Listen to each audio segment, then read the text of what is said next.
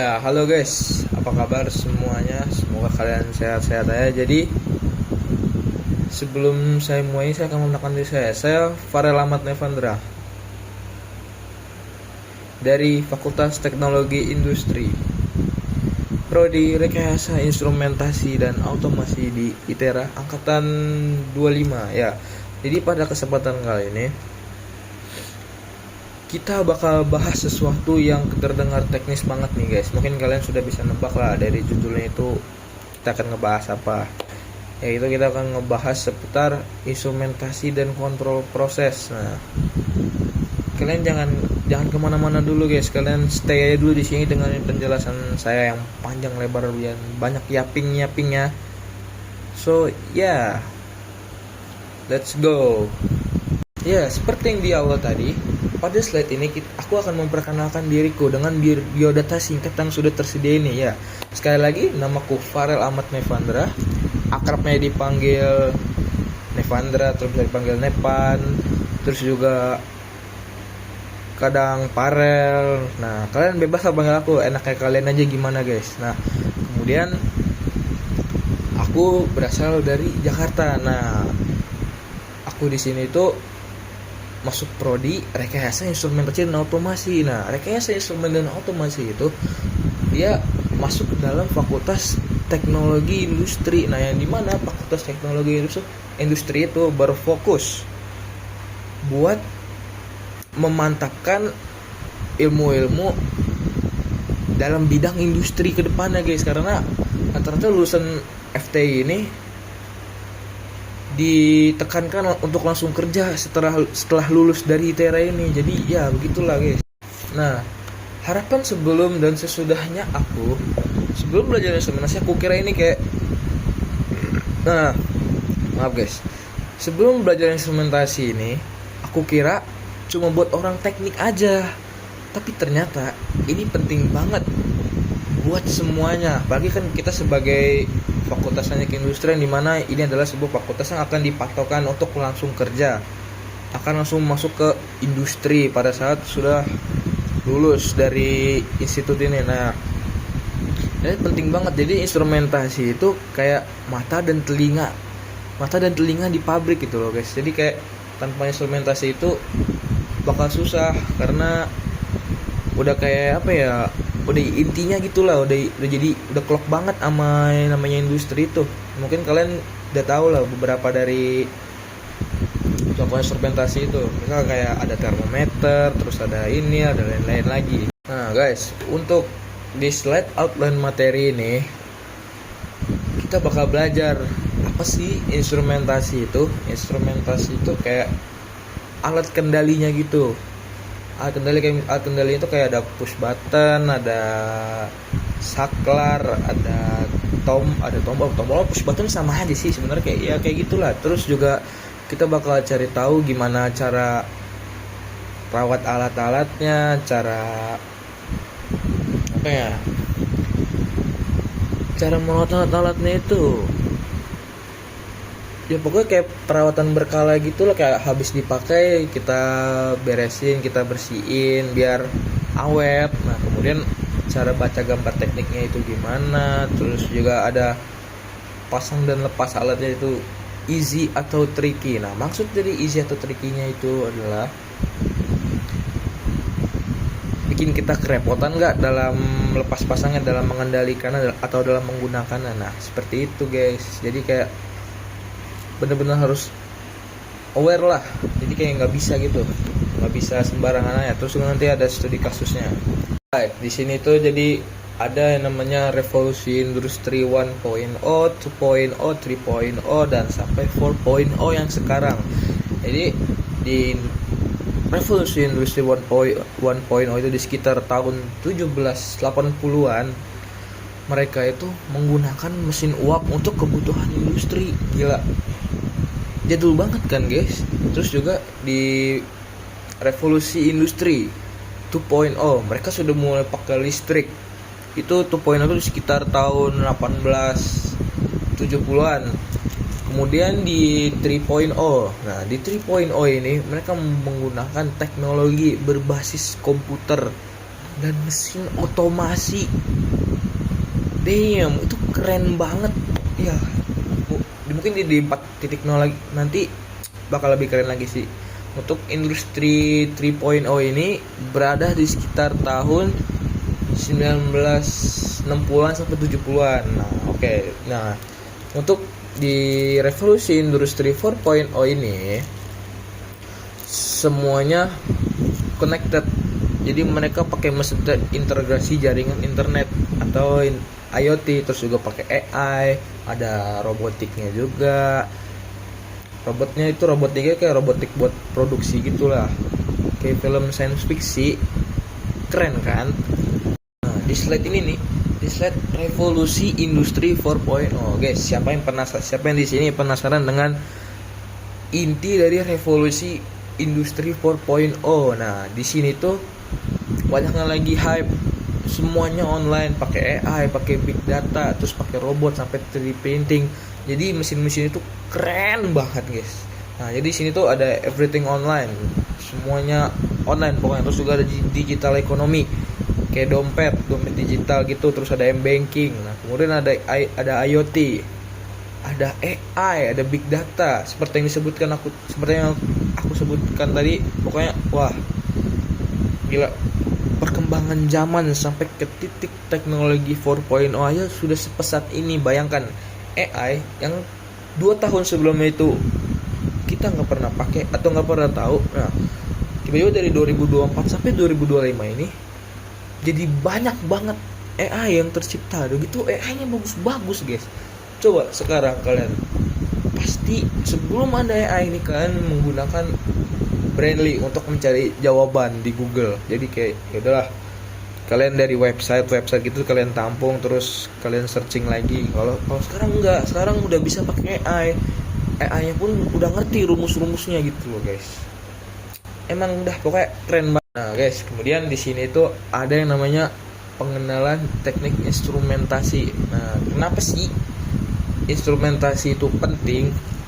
Bayangin lagi masak air tanpa termometer, bisa kelewat panas airnya atau bahkan cuma sekedar anget. Nah, jadi kita kayak nggak bisa mengira-ngira lah, kayak ini udah panas belum, apa masih cuma anget ya. Palingan kayak kita orang Indonesia nih, kita celupin aja tangan kita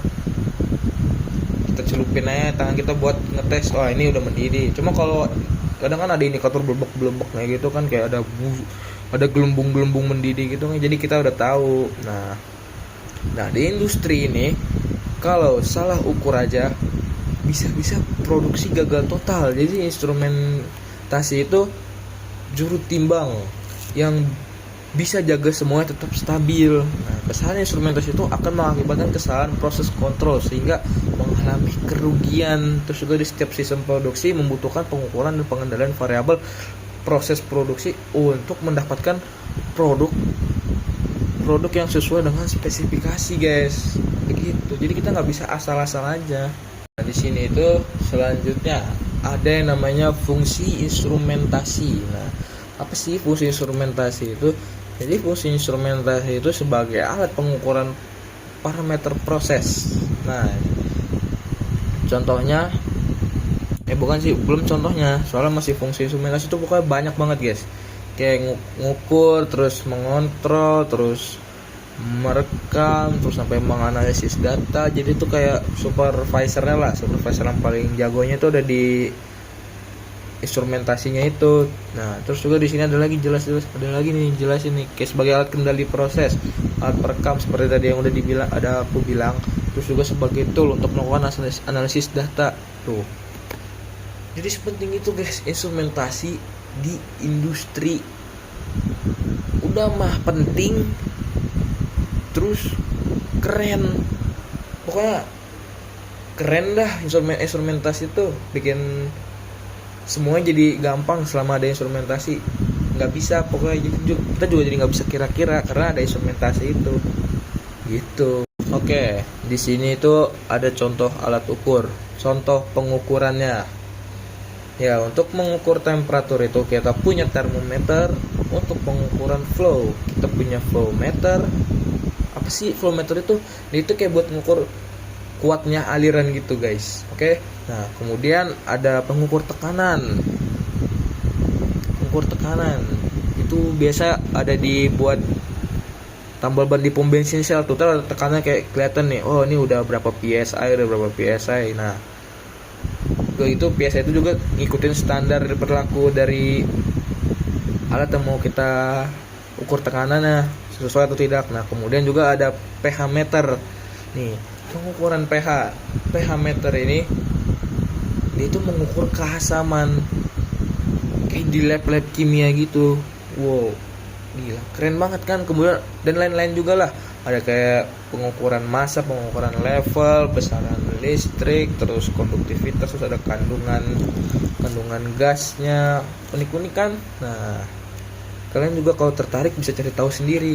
Untuk di bagian pengukuran ini sepertinya kita akan skip aja karena ya udah tahu kayak alat ukur meter nih, PSI meteran itu yang bulat kayak jam ini loh. Jadi jarumnya semakin dia ke atas dia bakal semakin kuat gitu loh guys tekanannya. Terus juga ada termometer di sini, ada termometer raksa, ada termometer tembak, ada termometer suhu badan. Terus ada sensor, ada transducer, ada indikator, ada display, ada recorder, ada data loggers juga, ada bukan loggers dan juga data akuisisi sistem. Wow, sekeren itu ternyata ya. Nggak nyangka, unik semua. Nah, selanjutnya ini nggak kalah penting, yaitu faktor penting dalam pengukuran. Oke, jadi kalau mau ukur sesuatu itu kita harus pastiin pertama itu ada nih nilai pengukurannya yang tepat ya. Nah, itu pokoknya kalau udah benar ditunjukkan sama alat ukur berarti udah sesuai. Nah, untuk yang kedua yaitu ada metode atau cara. Nah, cara melakukannya itu harus benar, harus tepat. Nah, kemudian ada alat yang digunakan. Nah, untuk alat yang digunakan ini alatnya harus harus sudah sesuai standar. Misal kalau alatnya udah nggak sesuai standar atau ada alatnya ada problem, itu nggak bisa. Jadi harus dikalibrasi ulang lagi sampai benar-benar oke. Kalau emang udah nggak bisa dikalibrasi ulang atau udah nggak bisa dibenerin lagi ya lempar beli baru. Nah, jadi untuk yang terakhir keempat yaitu ada satuan. Jadi jelas satuannya itu harus jelas, jangan sampai pakai kira-kira. Di teknik nggak ada yang kira-kira, semuanya sudah diperhitungkan. Kayak misalnya kira-kira berapa Fahrenheit, kira-kira berapa kilogram. Kok satuannya nggak boleh pakai kira-kira, harus tok itu aja sesuai standar internasional. Oke, di slide metode pengukuran kita sudah sampai di slide metode pengukuran. Jadi metode itu merupakan suatu cara yang dilakukan untuk melaksanakan suatu pekerjaan dengan tujuan yang diinginkan secara efektif dan efisien. Analoginya itu kayak lagi olahraga terus kita pakai stopwatch yang dimana kita jadi bisa tahu tuh di stopwatch, oh detak jantung kita berapa, terus tekanan darah kita berapa, aliran darah kita berapa, terus kalori yang udah keluar berapa. Nah, metode alat ukur tuh harus match. Kalau pakai metodenya salah, terus alat ukurnya canggih, itu sama aja bohong guys, bukan bohong guys, kayak percuma aja. Jadi potensi alat ukur bagusnya itu nggak keluar secara maksimal. Sia-sia aja beli alat bagus tapi metode pemakaiannya nggak bener, ya kan, rugi dong. Nah guys, jadi di sini tuh ada yang namanya alat ukur di slide ini. Nah, alat ukur adalah peralatan atau device yang digunakan untuk melakukan pengukuran. Contohnya ada termometer, ada pressure meter, ada flow meter, ada level meter, ada voltmeter juga, ada wattmeter, ada pH meter, ada Megger dan lain-lain. Alat ukur itu banyak guys, alat ukur itu banyak. Jadi alat ukur juga termasuk instrumentasi pengukuran. Itu dia sistemnya, ada yang otomatis, ada yang butuh tenaga manusia juga. Nah, untuk di slide pengukuran ini kalian bisa lihat ada Celsius, Fahrenheit, Reaumur Kelvin, ada PSI, bar, ATM, atau ada juga kg per m, lalu ada ampere, ada miliampere, ada kiloampere, terus ada volt, ada megavolt, ada ada milivolt, kilovolt, ya pokoknya MV lah, volt gitu. Terus juga ada watt, ada megawatt, ada gigawatt, ada kilo, ada kVA, ada kVAR, kemudian ada pH 123 dan seterusnya. Nah, satuan itu penting banget, jangan sampai salah masukin guys, karena kalau salah masukin aja itu kesalahan udah fatal banget. Jadi kalian untuk masalah satuan pengukuran ini kalian harus teliti, dan juga satuan pengukuran ini udah ngikut standar internasional ya, jadi nggak boleh pakai standar sendiri. Masih di satuan pengukuran, jadi satuan yang digunakan untuk memudahkan komunikasi antara engineer, teknisi, dan pihak-pihak berkepentingan agar mudah memahami suatu sistem. Nah, jadi kayak standar-standar itu kayak ANSI, terus ISE, terus ada ISO. Mereka ini semacam rulebook di dunia industri biar semua orang itu main fair. Nah, terus juga kalau di PPT ini dijelaskan beberapa satuan yang digunakan, itu ada British Unit, ada CGS, ada satuan internasional atau SI, ada ANSI, terus dan lain-lain. Kenapa pakai SI? Dia itu kayak biar semuanya sepaham guys, jadi kayak nggak punya peraturan sendiri. Mungkin ada yang punya peraturan sendiri atau ngikut peraturan yang lain yang diakui di beberapa negara mereka, tapi nggak secara global. Nah, seperti tadi yang ada aku bilang, kode dan standar instrumentasi. Nah, jadi dia di kode dan standar instrumentasi itu ngikut standar internasional kayak ANSI, American National Standard Institute, terus ada ASME, nah itu American Society of Mechanical Engineer, kemudian ada ISA, Instrument Society of America, terus ada International Organization of Standards atau ISO, ada GIS, Japanese International Standard, ada IEC itu dia International Electronical Commission, terus ada ASTM, American Standard Testing Meter, terus ada NAMA, ada NAC, ada IPCEA, terus juga ada NFPA, banyak lagi lah pokoknya guys. Untuk kode dan standar instrumentasi kalian bisa searching atau bisa lihat di tabel. Nanti kan ada tabel, kan di sini ada tabel nih. Nah, itu kalian bisa lihat semuanya lah. Nah, untuk istilah dalam pengukuran. Nah, di istilah dalam pengukuran ini, akurasi itu tepat sasaran, presisi itu konsisten. Jadi bisa aja akurat tapi nggak presisi, atau presisi tapi nggak akurat. Nah, contohnya itu di sini ada contoh istilah itu ada accuracy, keakuratan, sensitivity itu ada sensitivitas, terus ada precision atau presisi, ada range, ada subdivision, ada error, ada hysteresis, stability, terus ada linearity, terus ada repeatability. Ya, pokoknya istilah ini kalian harus benar-benar pahami lah di bidang instrumentasi ini, karena ini juga termasuk kompetensi yang harus dimantapin biar biar selama kerja di bidang instrumentasi otomasi itu lebih gampang. Jadi nggak keteteran, nggak kemana-mana lah guys. Yang penting udah ada patokannya.